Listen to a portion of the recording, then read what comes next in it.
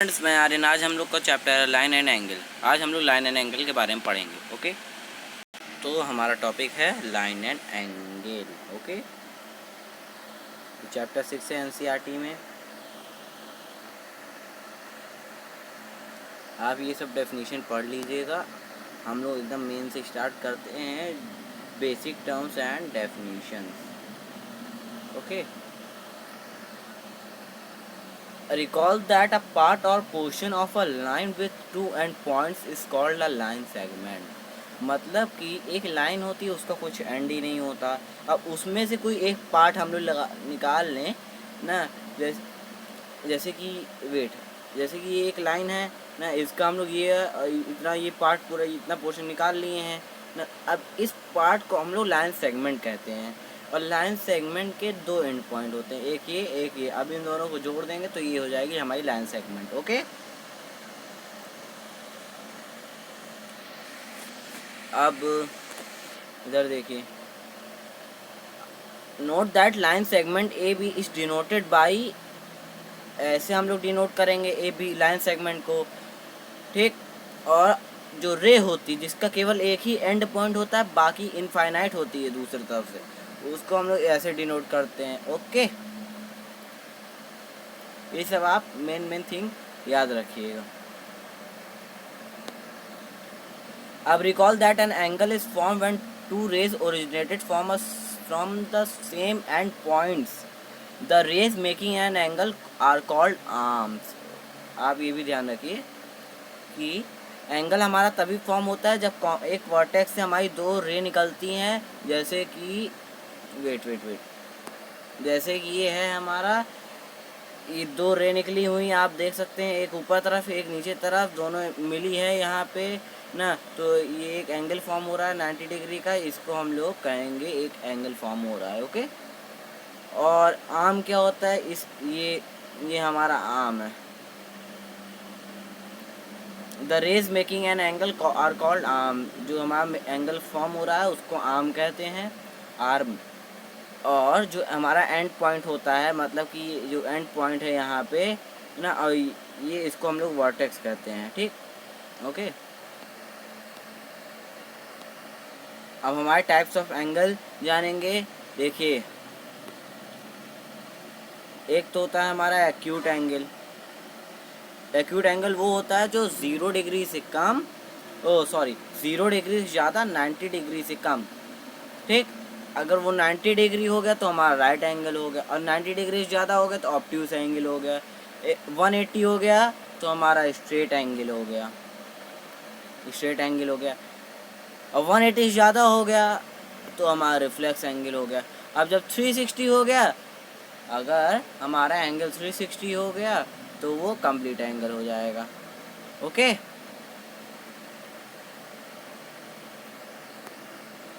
ये सब हमारे टाइप्स हो गए एंगल के। आप ये देखिए, यही पूरा लिखा है इसमें पूरे में। ठीक, अब दो लाइन आखिरी में लिखा है, further two angle whose sum is 90। मतलब कि केवल एक एंगल का सम नहीं होना चाहिए 90।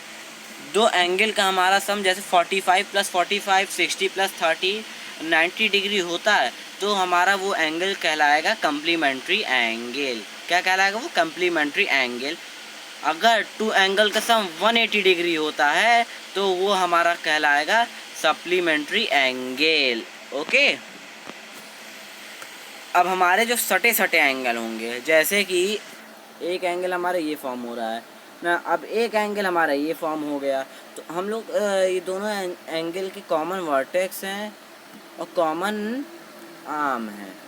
ठीक, तो हम लोग इसको कहेंगे एडजेसेंट एंगल। ओके, जैसे अभी हमने ऊपर पढ़ा था कि ये देखिए, ये हमारा स्ट्रेट एंगल फॉर्म हो रहा है यहाँ पे ना। अब यहाँ देखिए, यहाँ पे भी हमारा स्ट्रेट एंगल फॉर्म हो रहा है। अब यहाँ पे एक रे ओरिजिनेट हो गई। अब दो एंगल हमारे बन गए, एक एंगल ए बी डी और दूसरा बन गया डी बी सी। ठीक, अब देखिए क्या कहते हैं, ये हमारे ये जो दो हैं, अब इन दोनों का सम हमारा 180 होगा। जैसे अभी हमने आपको बताया था सप्लीमेंट्री एंगल कम हाँ सप्लीमेंट्री एंगल का सम हमारा 180 डिग्री होता है ना। तो अब दो एंगल का सम हमारा 180 डिग्री होगा, तो हम लोग इसको कहेंगे linear pair of angle. Okay, हमारा ये दूसरा बता रहा है इसमें वर्टिकली अपोजिट एंगल क्या होता है। अब जैसे कि टू लाइन है एक दूसरे पे यहाँ इंटरसेक्ट कर रही हैं, हमारा जो सामने सामने एंगल फॉर्म होगा वो इक्वल होगा। जैसे एक एंगल 1 है और दूसरा ये 2 है, angle 1 is equal to angle 2। Okay, vertically opposite angle हमारे कॉमन हो सेम होते हैं। अब जैसे एंगल ये 3 है और एंगल हमारा 4 है, angle 3 is equal to angle 4। समझ गए ना आप। और ये हमारा यही चीज़ मैंने फिगर बनाया है, वही चीज़ यहाँ पे भी दिया है। ओके, अब हमारा टॉपिक है intersecting line and non intersecting lines. अब देखिए इंटरसेक्टिंग लाइन हमारी कैसी होती है, जहाँ पे ये दोनों मीट कर जाए। एक लाइन यहाँ से दूर से चलती हुई आ रही है, एक लाइन यहाँ से दूर चलती आ रही है, अब यहाँ इंटरसेक्ट कर गई, दोनों आपस में मिल गए, इसी को इंटरसेक्शन पॉइंट भी कहते हैं। अब कुछ लाइन ऐसी भी होती हैं जैसे रेलवे ट्रैक, हमारा रेलवे ट्रैक ऐसे चलता रहता है ना, ऐसे ऐसे ऐसे ऐसे चलता रहता है, कहीं पे मीट नहीं होता, उसी को पैरेलल लाइंस भी कहते हैं, नॉन इंटरसेक्टिंग लाइन और also called parallel lines. Okay, और जो पैरेलल लाइंस में हमारा जो परपेंडिकुलर डिस्टेंस होता है दोनों लाइन के बीच में, परपेंडिकुलर डिस्टेंस क्या होता है हमारा, ये जो यहाँ के बीच की डिस्टेंस, और जैसे हमने रेलवे ट्रैक बनाया था यहाँ के बीच की डिस्टेंस, यहाँ के बीच की डिस्टेंस, कहीं के बीच की डिस्टेंस हमारी एकदम सेम होगी, उसको हम लोग कहेंगे परपेंडिकुलर डिस्टेंस। ओके,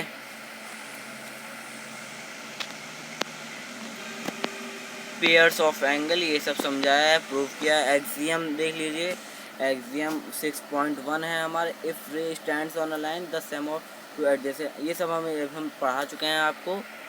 ओके, सो अब एक्सियम 6.2 पढ़ लेते हैं। If the sum of two adjacent angle 180 then the non common arms of the angle form a line. Okay,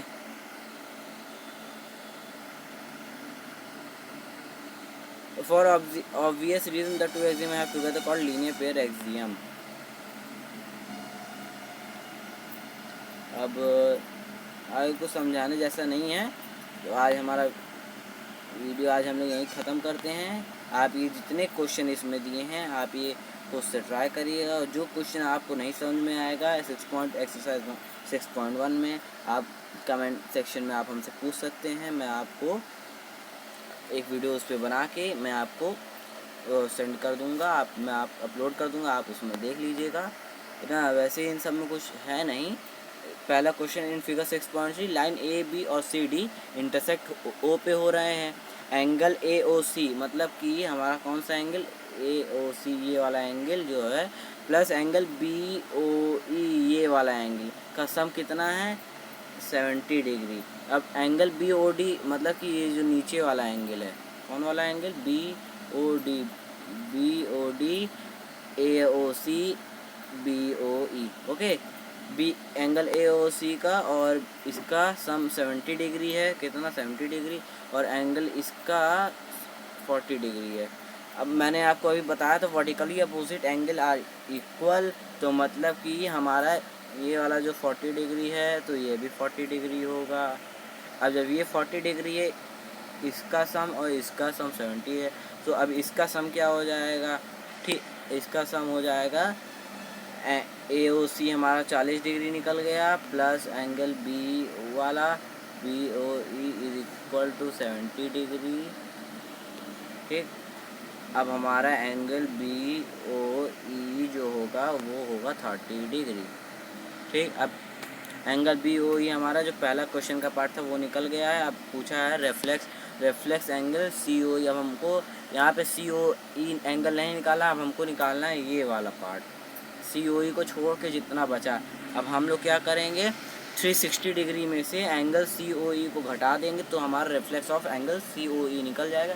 सी ओ ई हमारा होगा, ए और बी को ऐड करेंगे 70 है, और लीनियर पेयर एंगल का सम होता है 180 डिग्री, तो 180 डिग्री में 70 माइनस करेंगे 110 डिग्री आ जाएगा। 110 डिग्री में से 360 डिग्री माइनस करेंगे तो हमारा रिफ्लेक्स आ जाएगा 250 डिग्री।